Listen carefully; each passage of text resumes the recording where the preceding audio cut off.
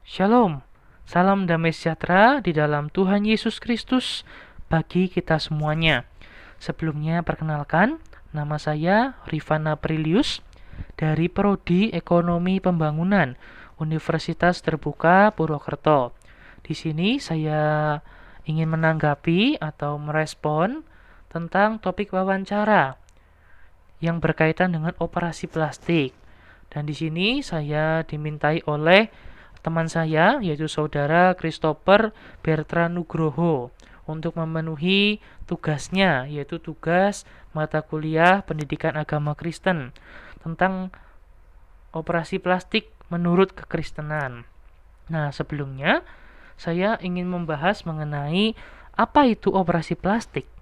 Operasi plastik sendiri itu merupakan cabang dari ilmu kedokteran yang berbicara tentang rekonstruksi, perbaikan dari bagian-bagian tubuh manusia, tentunya melalui proses operasi dengan metode-metode medis. Yang menjadi pertanyaan besar bagi banyak orang, apakah operasi plastik itu boleh dilakukan? Dan secara khusus, yaitu menurut kekristenan, apakah operasi plastik diperkenankan atau justru dilarang karena melanggar firman Tuhan, dalam tanda kutip berdosa. Nah, di sini saya ingin menanggapi bahwa operasi plastik itu bukan mengenai boleh atau tidaknya, tapi di firman Tuhan sudah katakan bahwa segala sesuatu boleh kamu lakukan, boleh engkau lakukan. Tapi, apakah sesuatu yang kau lakukan itu berguna atau tidak? Apabila sesuatu yang engkau lakukan berguna, sejalan dengan firman atau kehendak Tuhan, maka lakukanlah. Karena perbuatan itu tentu akan memuliakan Tuhan, serta akan menjadi berkat bagi orang lain atau sesama kita. Tapi, ketika hal yang kita lakukan justru sia-sia, tidak sejalan dengan firman Tuhan, maka lebih baik tinggalkan. Lakukan hal lain yang lebih berguna, yang tentunya lebih bisa memuliakan nama Tuhan dan menjadi berkat. Nah, terkait operasi plastik ini, untuk mengetahui apakah operasi plastik itu bergunakah atau justru sia-siakah. Ada dua latar belakang yang saya sudah bagi. Latar belakang yang pertama, biasanya seseorang melakukan operasi plastik karena dirinya ingin mengubah penampilan. Nah, orang-orang yang seperti ini adalah orang-orang yang tidak percaya diri atau bisa dikatakan kurang bersyukur. Firman Tuhan yang saya kutip dari 1 Tesalonika 5 ayat 18 berbunyi demikian, mengucap syukurlah dalam segala hal, sebab itulah yang dikehendaki Allah bagi kamu di dalam Yesus Kristus. Kata yang bisa kita garis bawahi adalah mengucap syukurlah. Kalau kita diciptakan sebagai seorang laki-laki, kita harus mengucap syukur dan percaya diri bahwa kita adalah seorang yang tampan. Namun, ketika kita diciptakan sebagai perempuan, mengucap syukurlah dan percaya dirilah bahwa kita adalah seorang yang cantik. Nah, operasi plastik ini memang sudah sering dilakukan oleh artis-artis ya umumnya. Mereka ingin terlihat lebih cantik, lebih menawan, mempesona, dan menjadi pusat perhatian di media massa, kemudian di kalangan masyarakat, dan berbagai kalangan-kalangan lainnya. Nah, di sini kita harus belajar bagaimana kita menghargai penciptaan. Kita belajar menghargai karya Tuhan. Kalau kita sudah diciptakan Tuhan sebagai ciptaan yang sempurna, ciptaan yang tidak bercacat celah. Dalam arti kita diciptakan ciptaan Tuhan yang dimuliakan oleh Tuhan sendiri sebagai ciptaan yang sempurna.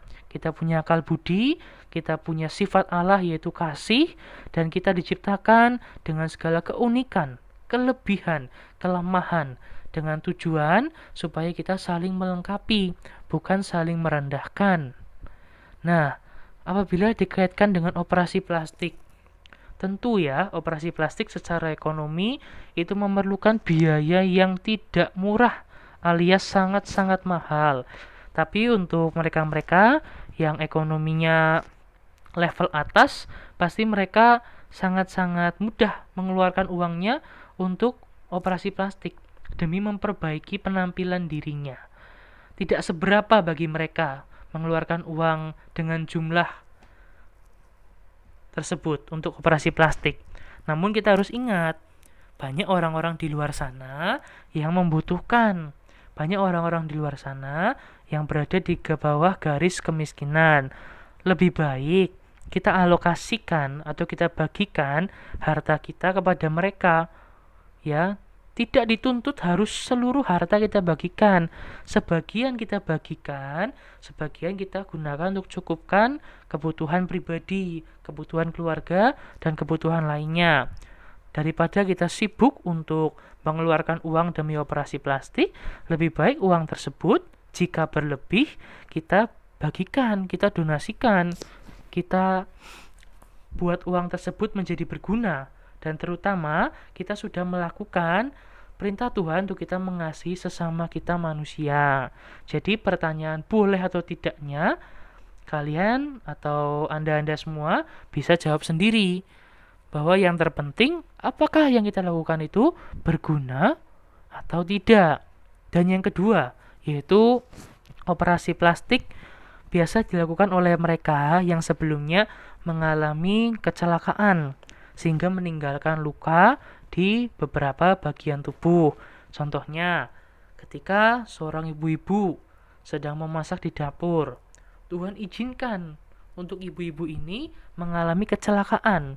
Kecelakaan apa? Yaitu kompor atau gasnya meledak. Sehingga ledakannya tersebut membuat wajahnya itu luka dan meninggalkan luka bekas bakar, entah di bagian pipi, dahi, dan lain sebagainya.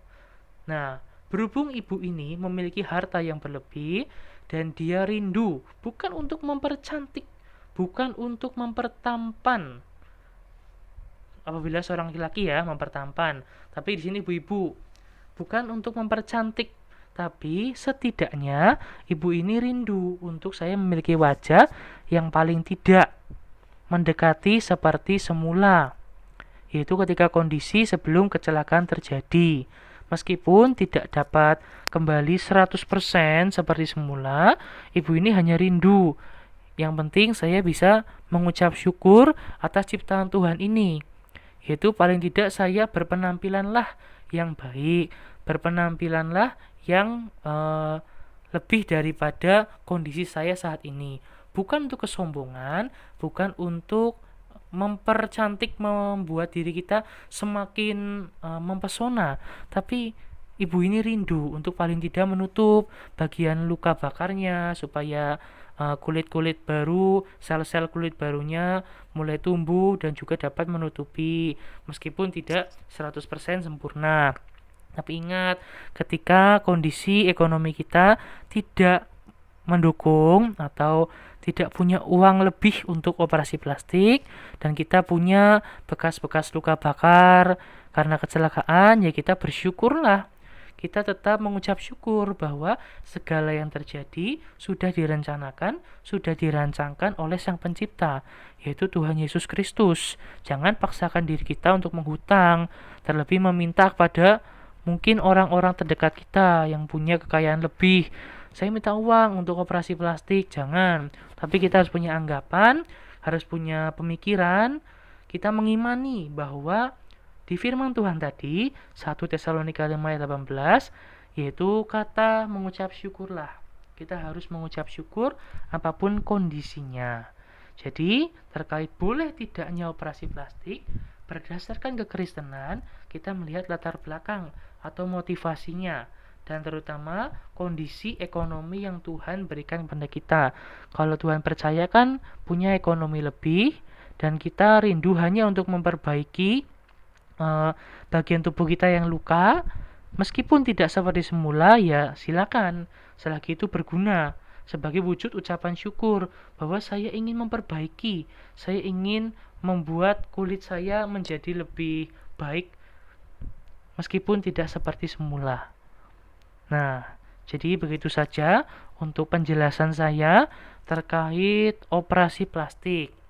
Semoga yang saya jelaskan ini dapat dimengerti oleh Anda-Anda semua, dan saya sekali lagi mengucapkan terima kasih kepada Saudara Christopher Bertrand Nugroho yang telah mempersilahkan saya untuk sedikit berbincang, sedikit menanggapi seputar tentang operasi plastik berdasarkan kekristenan khususnya.